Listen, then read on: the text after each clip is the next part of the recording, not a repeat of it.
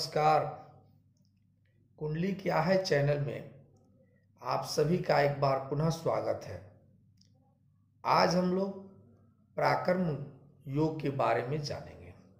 पराक्रम योग यानी सूर्य और मंगल का एक ही घर में बैठना। चूंकि मैं पहले भी बता चुका हूं कि घर या हाउस या भाव एक ही को कहा जाता है। यानी कुंडली में जो खाना होते हैं 12 खाने को भाव कहते हैं या हाउस कहते हैं या घर कहते हैं। तो किसी भी भाव में जब सूर्य और मंगल एक साथ बैठे हों तो वह पराक्रम योग कहलाता है। क्या फल देगा यह पराक्रम योग? जबकि जितने योग हैं इसमें सबसे महत्वपूर्ण योग यह है, अगर आपके कुंडली में यह योग है तो इससे क्या क्या लाभ मिलेगा, वो लाभ क्यों नहीं मिल रहा है, उसका क्या उपाय है, इन सभी विषयों पर आज हम लोग परिचर्चा करेंगे। क्योंकि मैं आप सभी को कुंडली ज्ञान के बारे में बतला रहा हूं और अभी जो योग के बारे में ही परिचर्चा चल रही है, उसमें सूर्य के साथ जो योग बन है उस पर चर्चा चल रही है। तो विषय वस्तु पर आने से पहले मैं आप लोगों से एक बार नम्र निवेदन पुनः करूंगा कि आप लोग यदि मेरे इस चैनल को सब्सक्राइब नहीं किए हैं अभी तक तो सब्सक्राइब कर दें। चैनल को आप इस वीडियो को अगर शेयर नहीं करते हो तो जरा शेयर करके जो है इसका लाभ अन्य लोगों को भी दिलाने का प्रयास करें। तथा अभी के समय में आप इस वीडियो को अंत तक देखिएगा, क्योंकि जो निदान है यह मैं अंत में ही बताऊंगा कि क्या होगा।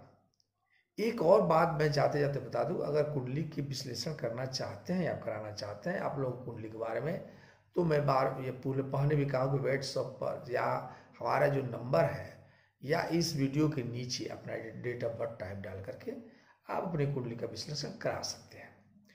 तो मित्रों, हम लोग पराक्रम योग में आवे। पराक्रम योग दो ग्रहों की युति, कौन कौन? सूर्य और मंगल। सूर्य कौन? ऊर्जा, अग्नि तत्व है सूर्य, और मंगल भी अग्नि तत्व है। दो अग्नि तत्वों का समावेश एक हाउस में, एक घर में क्या करेगा?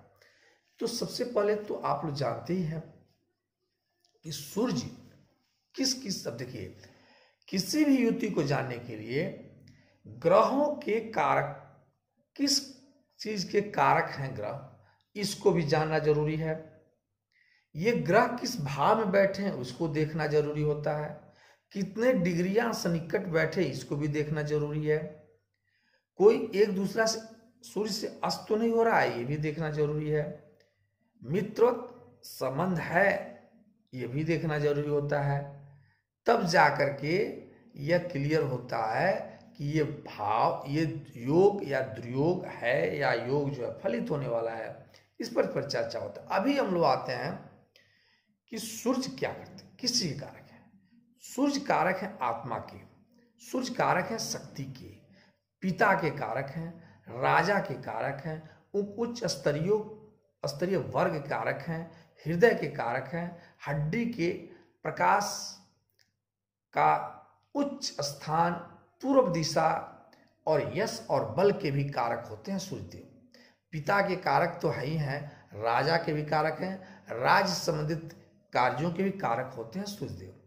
इन सभी चीजों को सूर्य को के माध्यम से, कारक मतलब जिस बातों को मैं बोल गया, इन सभी को के डिपार्टमेंट जो है वो सूर्यदेव को मिली है। यानी इनके बारे में जानना है तो सूर्यदेव को देखना पड़ेगा कि ये सूर्य देव कहाँ बैठे हैं। शत्रु क्षेत्र में तो नहीं है, राहु या पापग्रह से ग्रसित तो नहीं है, ये मित्र के साथ हैं, उच्च के हैं, ये देखना जरूरी होगा। ये भी देखना है कि सूर्यदेव अगर उच्च के हैं, मित्र क्षेत्रीय हैं, तो यह रिजल्ट बहुत अच्छा मिलेगा। इसी तरह से मंगल को जहां देखा जाए, मंगल के कारकत्व, मंगल क्या करते हैं, एक चीज बता दें, मंगल साहस के कारक है, वीरता के कारक है, शौर्य, क्रोध, शक्ति, बुद्धि के भी एक तरह से कारक होते हैं, सेनापति के कारक हैं, छोटे भाई बहनों के कारक होते हैं, वैज्ञानिक स्थिति को देखना हो, डॉक्टर के बारे में जानना हो, डॉक्टर को सर्जन से संबंधित, तांत्रिक यांत्रिक जो कहलाते हैं उनको बारे में, दुर्घटना के बारे में, जलना, घाव, शल्य चिकित्सक, ऑपरेशन, ये सभी चीजें मंगल से देखी जाती हैं। साहस और बल भी मंगल के द्वारा ही देखी जाती है।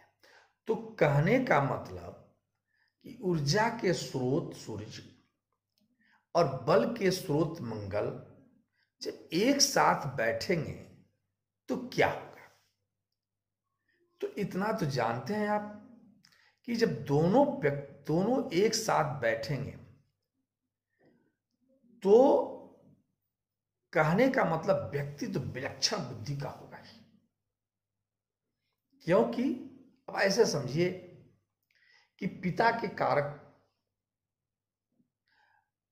सूर्यदेव है, अगर दोनों एक साथ बैठते हैं तो सर्टेनली उस व्यक्ति के पिता ऐसे जगह पर जरूर होंगे जहां वो 2-4 आदमी को उनके अंतर्गत कम से कम 2-4 आदमी जी रहे हों, उनकी सेवा टहल में हो, ऐसा तो निश्चित होना चाहिए।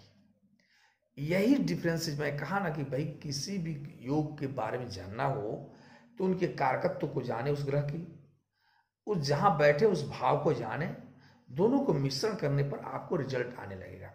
खैर, अब हम लोग आते हैं कि अगर ये योग माने सूर्य और मंगल अगर लग्न में बैठे हों तो क्या होगा? तो लग्न में जब बैठेंगे व्यक्ति विलक्षण बुद्धि का होगा, उसके चेहरे पर आभा होगी एक प्रकार की, ऑरा जिसको कहा जाता है, और पर्सनालिटी डेवलप करने में उसको कोई कमी नहीं होगा। व्यक्तिगत रूप से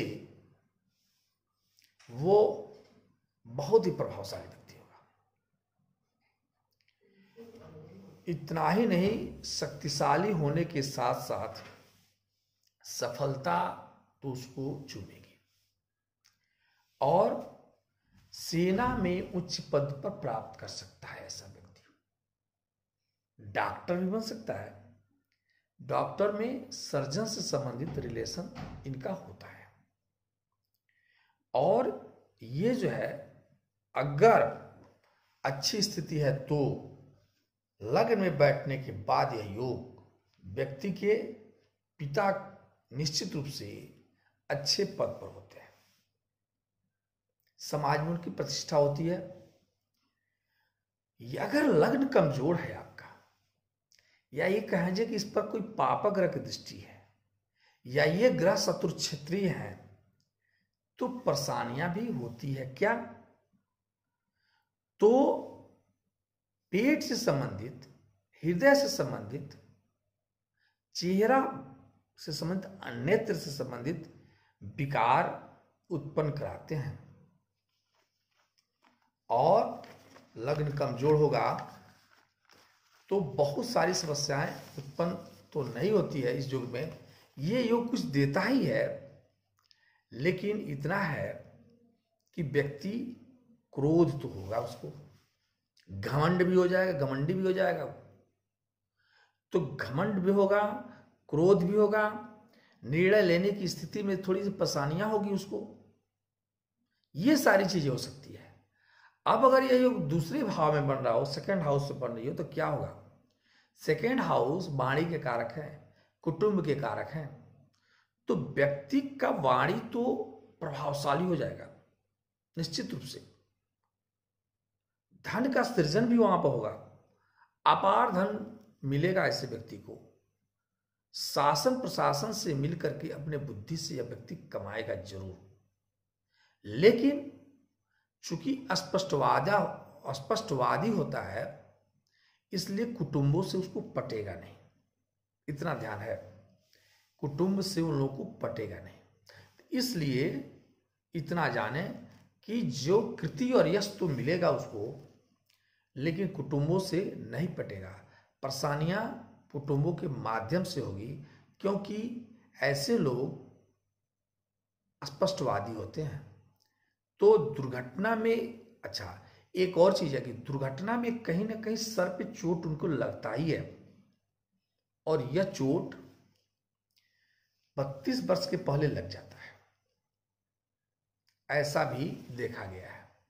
अब अगर यह योग पराक्रम भाव में जब होगा, यानी तीसरे हाउस में, जो छोटे भाई बहनों का भी घर है, पराक्रम का घर है, तो यह समझिए व्यक्ति पराक्रमित होता है, गरीबी हालत से उठकर ऊंचाइयों को छूने वाला होता है, यश कृति उसकी दूर दूर तक जल जाती है, पराक्रम हर जगह दिखाता है। इसीलिए जब हर जगह इसको पराक्रम दिखलाएगा तो उसके अपने दोस्तों से, अपने रिश्तेदारों से बनती नहीं है, भाई से भी विवाद हो सकता है, क्योंकि ये हर जगह अपने पराक्रम को दिखाते हैं। इसलिए कहीं कहीं असफलता भी मिलती, क्योंकि सफलता को ही सब देखते हैं, तो बार बार सफलता की तरफ ही आकर्षित होना कहीं कहीं असफल भी कर देता है, अगर नेगेटिव है तो। अगर ये योग चौथे हाउस से बनता है, माता जिसको सुख के हाउस कहा गया है, तो सुख चौथे हाउस से बनने से व्यक्ति के पास एक से ज्यादा घर होते हैं, व्यक्ति सुख के सारे साम्राज्य को प्राप्त करता है। लेकिन यह भी सही है कि ऐसा व्यक्ति अपने घर से दूर व्यवस्था करता है। मां की स्थिति थोड़ी सी गड़बड़ होती है स्वास्थ्य के बारे में, अगर यह योग शुभ भाव में बनता है।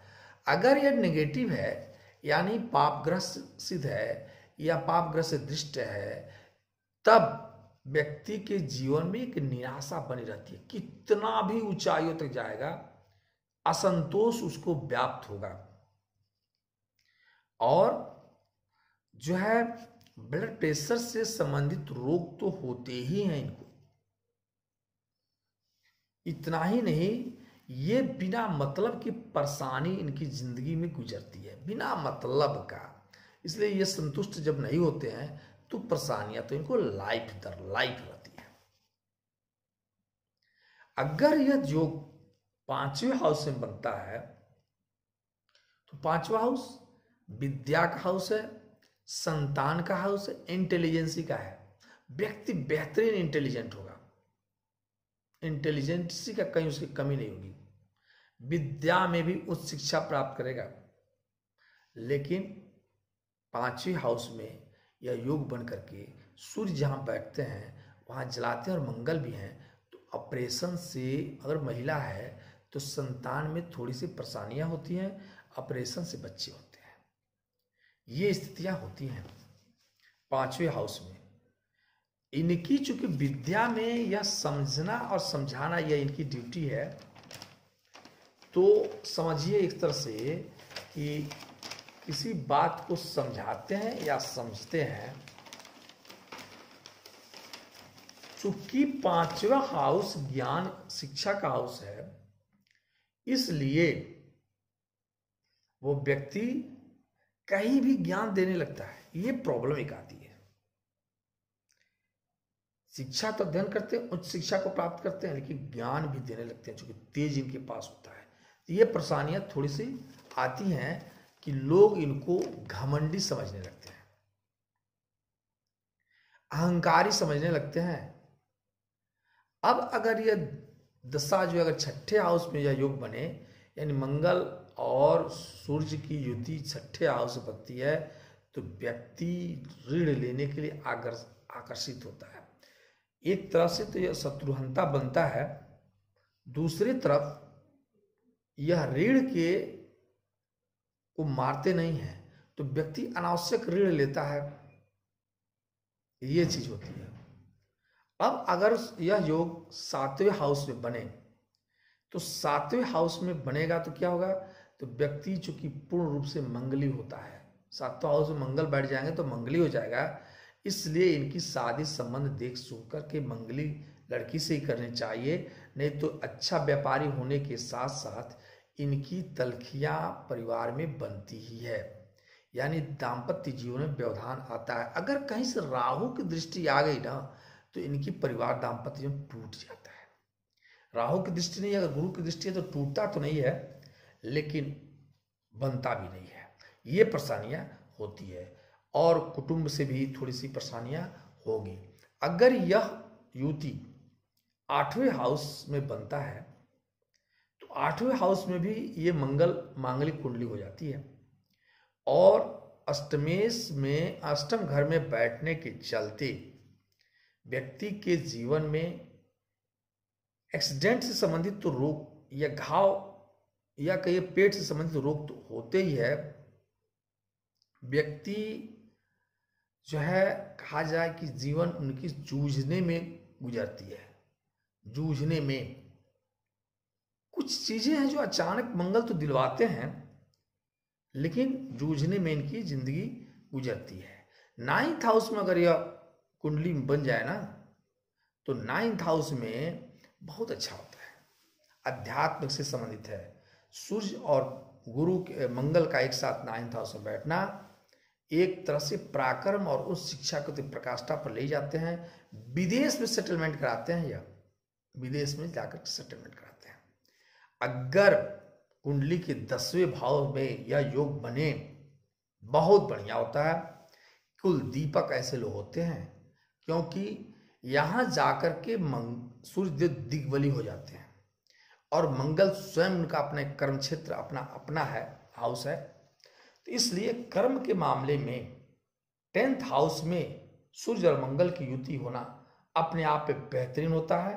व्यक्ति जो है जो चाहता है वही पाता है, ऐसा योग बनता है।